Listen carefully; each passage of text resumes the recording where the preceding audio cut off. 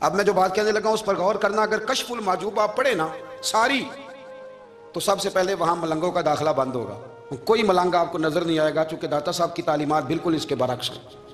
فوری طور پر وہاں عورتوں کا داخلہ بند ہوگا، چونکہ داتا صاحب کی تعلیمات اس کے بالکل برعکس ہیں۔ میلے ٹھیلے یہ ساری چیزیں وہاں بند ہوں گی، یہ کوئی کہیں نہیں داتا صاحب نے کہا کہ پنڈی سے پیدل آنا بڑے بڑے جھنڈے اٹھا کے اور میرے مزار پہ حاضری دینا، داتا صاحب اس کے مخالف ہیں، اس لیے کہ وہ کوئی ایسی چیز تو نہیں کہ وہ دفن ہے۔ داتا علی اجویری کی تعلیمات تو لکھی ہوئی ہیں، کتاب موجود ہے، اور ہر چیز کا انہوں نے بیان کر دیا اس کے اندر۔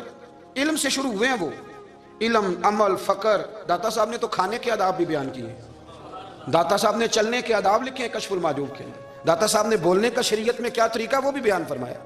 داتا صاحب نے تو کوئی ایسی چیز نہیں ہے جو آپ کہیں کہ باہر سے لے کے جانی پڑے۔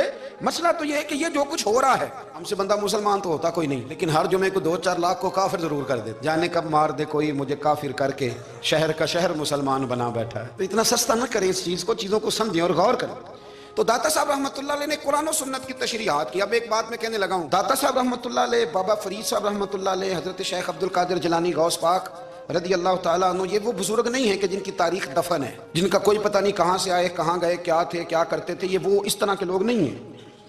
ان لوگوں کا کلام اصل صورت میں آج بھی دنیا میں موجود ہے۔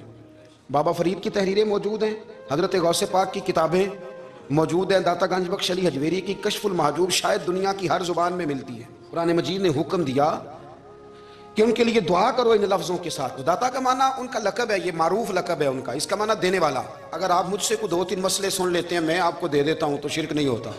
میرا استاد اگر مجھے 2-4 باتیں سکھاتا ہے تو شرک نہیں ہوتا۔ آپ کے اور میرے بزرگ والدین ہمیں کو 2-4 ہزار دیں، ہم ان سے مانگ لیں تو شرک، تو یہ اتنی زیادہ وہ معاملہ نہیں ہے۔ آپ اس کو سمجھیں، لوگ الجھاؤ پیدا کرتے ہیں، اس الجھاؤ سے بچنا چاہیے۔ داتا صاحب نے مسجد بنائی۔ اب لفظ داتا سے بھی بڑا اختلاف ہے لوگوں کو، حالانکہ داتا کا معنی دینے والا، اور اللہ کے جو 99 نام ہیں نا، ان 99 ناموں میں سے کوئی نام داتا ہے۔ لوگ کہتے ہیں یہ تو اللہ کا بھائی، یہ لفظ داتا تو ویسے ہی عربی کا لفظ ہی نہیں ہے۔ تو آپ چیزوں کو گھسیٹ گھساٹ کے اگر لے کے نا، قرآن مجید میں آپ اپنے ماں باپ کے لیے دعا کرتے ہیں، رب ارحمہما کما ربیانی صغیرا، یا اللہ ان دونوں کو بخش دے جو بچپن میں میرے رب بنے۔ رب ارحمہما کما ربیانی صغیرا، رب کا معنی پالنے والا۔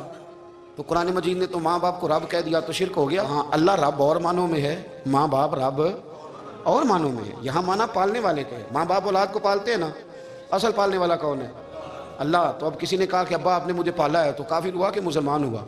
چھوٹی چھوٹی باتوں میں لوگ تقسیم کرتے ہیں اہل اسلام کی، یہ درست نہیں ہے۔ آج لوگ کہتے ہیں یہ نئی بات ہے، یہ کل شروع ہوا۔ داتا صاحب رحمۃ اللہ علیہ کے وصال پر ان کا عرس شروع ہوا، یعنی عرس بھی 1000 سال سے ہوتے چلے آ رہے ہیں۔ آج بعض لوگوں کو غلط فہمی ہوتی ہے کہ یہ آج کی کوئی نئی ایجاد ہے، اور اگر ایک 1000 سال پہلے کے لوگ ضرورت محسوس کرتے تھے کہ پہلے کسی درویش کی خدمت کریں گے تو پھر ہمیں کچھ ملے گا، تو ہمارا تو زمانہ ہی بڑا عجیب ہے۔ یہاں بہت سارے لوگ ہیں جو کہتے ہیں میں خود قرآن جانتا ہوں، حدیث جانتا ہوں، میں خود بڑا سمجھدار ہوں، مجھے کسی کی کیا ضرورت ہے۔ بہت ساری چیزیں ایسی ہیں جنہیں ہمیں غور سے دیکھنا چاہیے۔ 1000 سال پہلے داتا صاحب، اور پھر داتا صاحب کہتے ہیں میرا کسی عام گھرانے سے تعلق نہیں، میں مدینے والے محبوب کی اولاد، سید ہیں۔ اس کے باوجود ایک جگہ پہ گئے ہیں، تربیت لی ہے، پھر وہ لاہور تشریف لائے ہیں، اور داتا صاحب فرماتے ہیں کہ میں ہندوستان کے اس ایریے میں آ کے بیٹھا ہوں جہاں زندگی کی سہولیات بھی پوری میسر نہیں ہیں مجھے۔ لاہور 1000 سال پہلے آپ اگر اس کا نقشہ دیکھیں تو کیا نظر آئے گا؟ لوگوں نے ابھی 40 سال 35 سال پہلے لاہور کو دیکھا ہے، وہ بھی جانتے ہیں اس کی کیفیات کیا تھی۔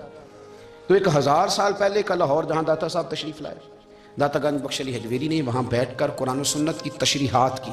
ان اولیاء اللہ میں سے کچھ لوگ ایسے ہیں جو بالکل قرون اولیٰ کے لوگ ہیں، جو صوفیاء کی جماعت میں سابقون الاولون کہلاتے ہیں۔ ان میں ایک بہت بڑا نام داتا گنج بخش علی حجویری کا ہے، حضرت ابو الحسن سید علی بن عثمان حجویری رحمۃ اللہ علیہ۔ داتا صاحب رحمۃ اللہ علیہ کے وصال کو تقریباً 1000 سال ہونے کو۔ کچھ باتیں ایسی ہیں جنہیں تھوڑا سا غور کے ساتھ، ٹھنڈے ذہن کے ساتھ سمجھا کریں۔ اسلام کی تاریخ 1400 سال کی، اور 1000 سال پہلے کے داتا صاحب بزرگ ہیں۔ داتا صاحب فرماتے ہیں میں اس زمانے میں مرید ہوا، مجھے اجازت ہوئی، میں نے اپنے مرشد کی خدمت کری، پھر مجھے حکم ہوا، اپنے قلم سے لکھتے ہیں، پھر میں لاہور آیا۔ اگر 1000 سال پہلے سے پیری مریدی کا، طریقت کا، تصوف کا سلسلہ جاری ہے، قرآن مجید نے جو واضح ارشادات ہمیں دیے، ہمارے بزرگان دین نے، صوفیاء کرام نے، علماء حق نے، ان ارشادات کی توضیحات اور تشریحات کر کے زمانے کے مطابق لوگوں کے دلوں تک ان باتوں کو اتارا، اور دنیا کی بے ثباتی، دنیا کا کمزور پن اور آخرت کی فضیلت لوگوں کے دلوں میں ان لوگوں نے واضح کر دی۔